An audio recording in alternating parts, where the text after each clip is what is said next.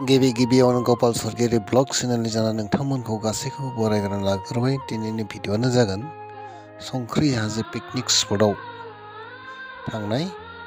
मानो थांदों मानो फैगासिनो दङ नोंथांमोना नायलांबाय थादो जोबजासिम।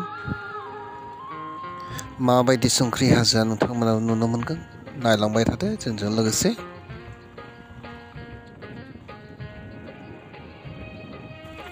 जों दा मोनसे खामानि मावनो फैदों बे जायगायाव। जोङो पिकनिक स्पट जायगानि नामखौ संख्रि हाजो। बे संख्रि हाजोखौ जोङो लिरनानै लाना फैदों हाखरखौ दाननानै। दा बेखौनो जोङो बैयाव खिथाबसिगोन। नोंथांमोनाबो नायलांबाय थादो संख्रि हाजो। जों डिजाइननि खालामनानै लाना फैदों। आइ लाभ संख्रि हाजो जागोन मुङा।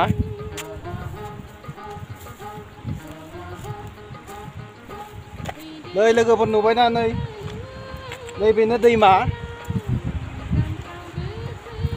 नै दैमायावनो जोबोद मोजां दै, एकदम साफा गुसु बोहैना दै हाबबाय थायो। ओरै नायहर, ओरै नायहरदो, ओरै नायहरदो, ओरै हाजो गुदि भुटान हाजो। नैबे भुटान हाजो सिंनिफ्राय ओंखारबोनाय नैबे दैया, नै दैया जि साफा। बेनो दैया मोजां दै, मोजां दै, जोबोद मोजां दैया साफा। पिकनिक जानायनि थाखाय जोबोद मोजां जायगाया। हाजो गुदियाव आं फसायबाय जायगाखौ। ओरै गोलाव बोहैलांबाय थादो। बेयो फाग्ला दैमायानो नामा? फाग्ला दैमानि गुदि।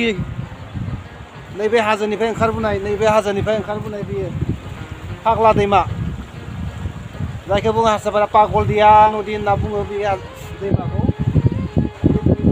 सेरजों ओंखारलाङो तामुलपुर सेरजों। ओरै नायहर, ओरै नै नुबायना,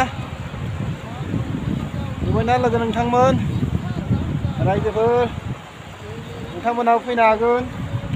बेनि जायगाखौ नाम पिकनिक स्पट जायगाखौ मुं दोनदों संख्रि हाजो पिकनिक स्पट।